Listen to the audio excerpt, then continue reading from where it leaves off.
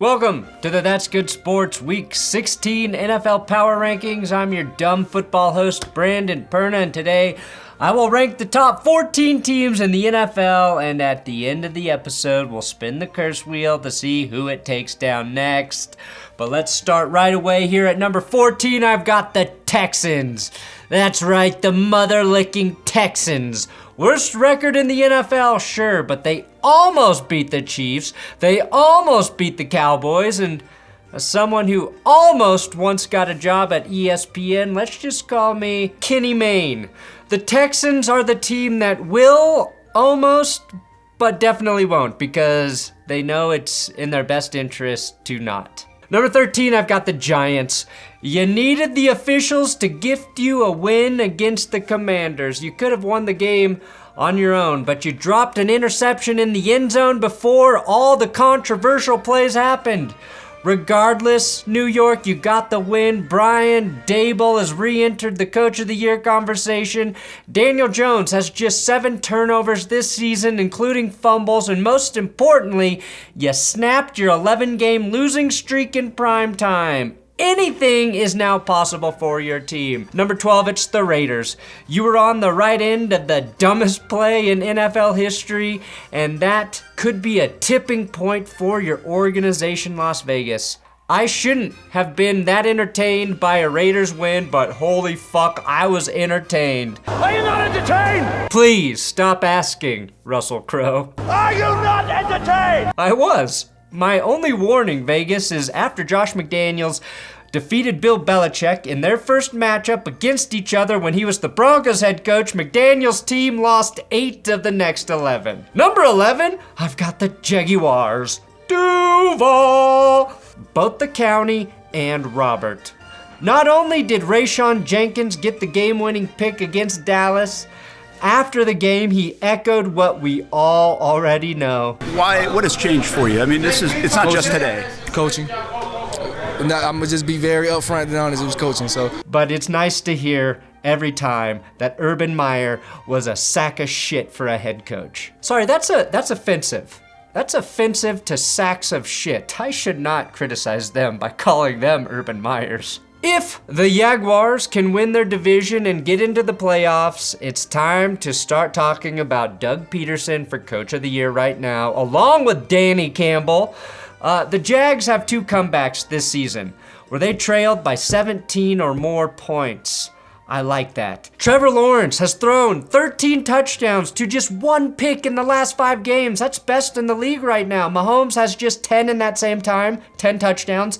Josh Allen, 10 TDs. Kirk Cousins, 10 TDs. Jalen Hurts, 9. Aaron Rodgers, 10 TDs. Dak Prescott has 11. Only Joe Burrow has as many as Lawrence, but Burrow has also thrown 4 interceptions in that same span. Trevor Lawrence has arrived, and you could easily say he's been one of the best quarterbacks in the NFL over the last month. Godspeed, Jaguars, Godspeed. If you do make the playoffs, I hope we all get to see Jackson DeVille's full frontal naked penis, since it will be a home game.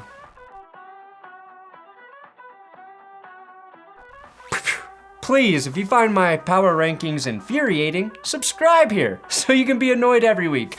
Today's episode is sponsored by Underdog Fantasy. Right now, the Gauntlet is open for drafting on Underdog Fantasy. The Gauntlet is a draft for the NFL playoffs. It's a $25 entry fee, best ball format, meaning only your highest scoring players are used every week, and there's $1 million in prizes with $100,000 going to first place. All you have to do is click my link below, use my code THATSGOOD, and draft your team before the playoffs start.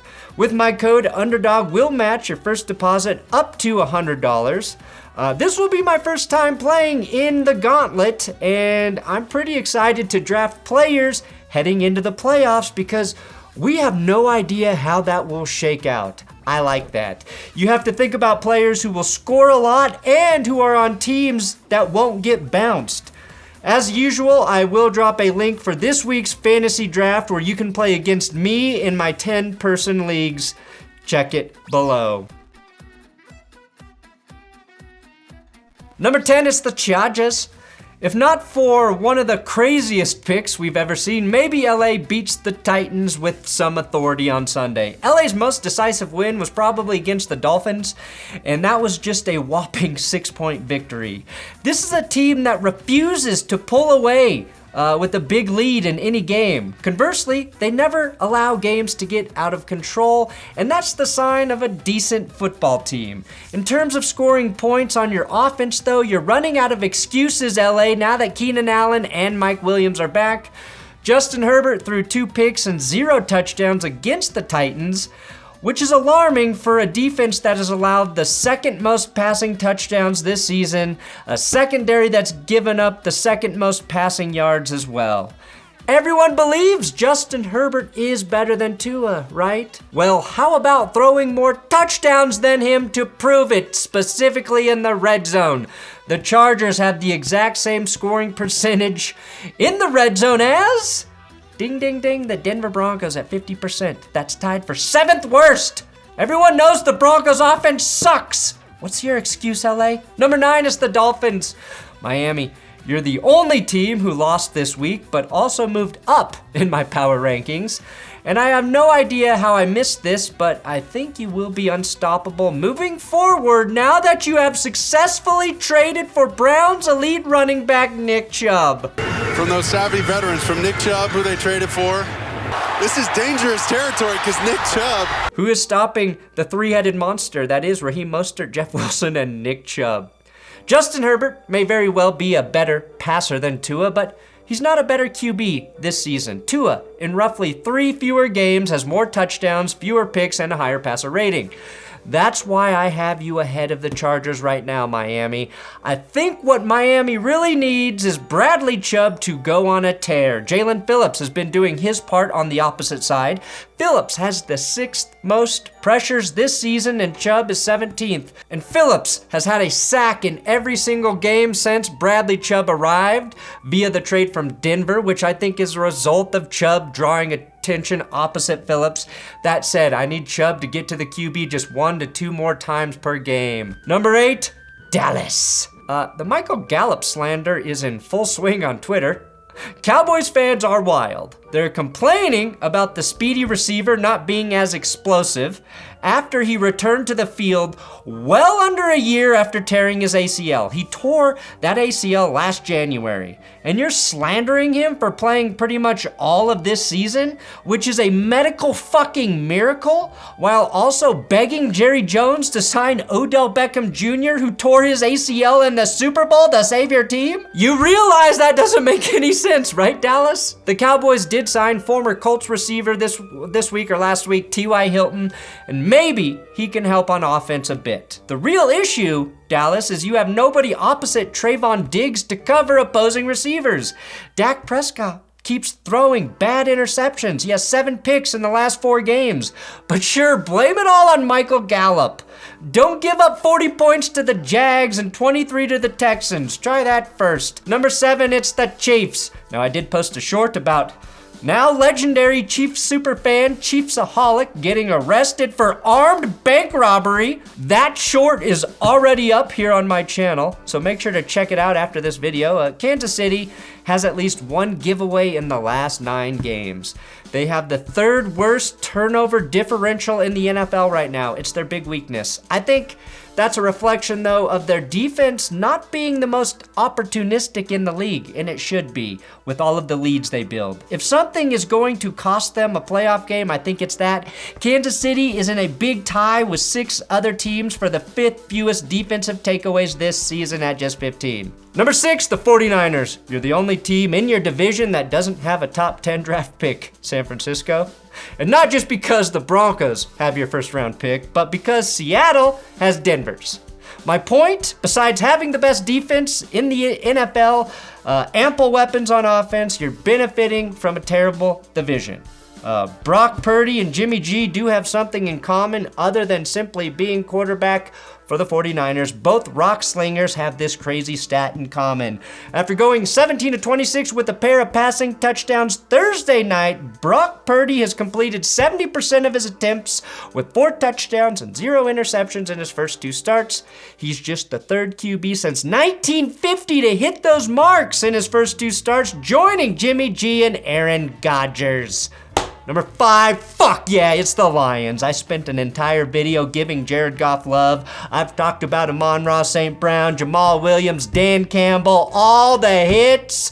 I mentioned him before, but damn, Lions rookie James Houston is really good. He's now recorded a sack in each of his first 4 career games, tying a record with Terrell Suggs and Santana Dotson. He and Aiden Hutchinson have combined for 12 sacks this year. Throw in Jamison Williams, Malcolm Rodriguez, and that 2022 draft class is starting to look pretty damn good. The Lions currently have 2 top 20 draft picks, and the NFC North should be terrified with what they do with those picks. And winning 6 of 7 games ain't no mistake. Number 4, the Vikings. What can I say about this team? Other than I would not want to play them. Coming from behind always feels good. But to produce the biggest comeback in NFL history is the kind of confidence builder that makes the Vikings very dangerous moving forward. They're not going to get rattled by anything. They are the Rattler. The way they come on backs, I'm just going to call them boomerang dicks. Number 3, it's the Bengals. I should have you at number 1, Cincinnati, for single-handedly ending Tom Brady's career. You forced 4 turnovers from the GOAT fornicator, and your defense overwhelmed the Bucs offense without Trey Hendrickson and Sam Hubbard leaving the game with an injury. Brady, by the way, has thrown 6 interceptions in the last 5 games. But let's find another reason to shit on Russell Wilson. Sam Hubbard will miss a few weeks with his calf injury. He might be able to return by the end of the season. The Bengals have been vague about when Trey Hendrickson will return with his broken wrist. But those 2 guys are number 1 and number 2 in QB pressures for the team, and they account for a combined 104 pressures on QBs this season. Until they get the clear, Cincy will need a bigger sampling of sacks from Cameron Sample. See what I did there? The good news, T. Higgins and Tyler Boyd both played through injuries and combined for 10 grabs and 2 TDs in the win. Number 2, it's the Bills. Josh Allen is officially out of his slump. He's right on pace with his last 2 elite seasons. I think corner Trey White is just starting to feel comfortable again. Sure, he gave up 1 touchdown to Miami, which is bound to happen, but he allowed just 3 receptions on 9 targets, and we all know how hard Waddle and Hill are to cover. I think his play will be key down the stretch. Now, the Dolphins surprisingly ran the ball down Buffalo's throat to the tune of 188 rushing yards. That, however, in my opinion, is an outlier.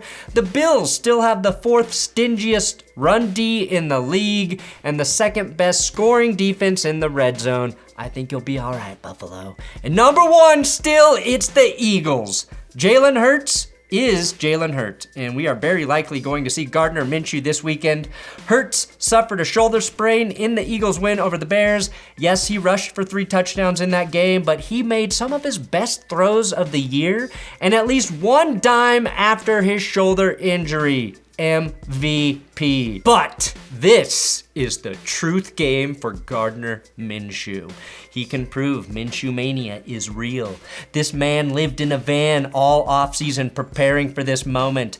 I need Gardner to come in like the samurai I know he is and chop down the Cowboys on Christmas Eve like they were a tree, a Christmas tree. This will be the best offense Gardner Minshew has ever been a part of. And to make things very easy for him, Philly has a staggering 30 rushing touchdowns on the season, 8 more than the 2nd place Dallas Cowboys in that category.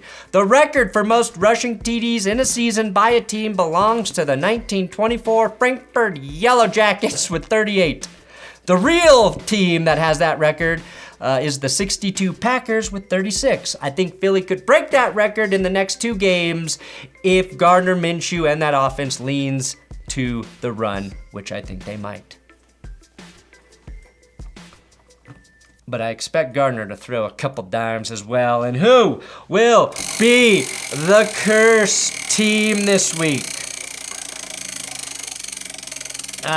Don't be Gardner. Anybody but Gardner.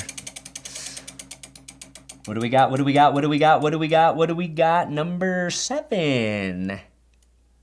Why can I never remember who I rank where? Did I just curse the Dallas Cowboys? Gardner Minshew, 400 yards confirmed. Oh, no, that's the Chiefs, not the Cowboys. Are you not entertained? This wheel really hates the Chiefs. I moved them to 7 thinking they're gonna be safe. Please subscribe here on YouTube for weekly power rankings, recaps, NFL news, and don't forget to check out the Chiefs fan who was arrested for armed robbery short. Please watch my shorts. YouTube hates me if you don't.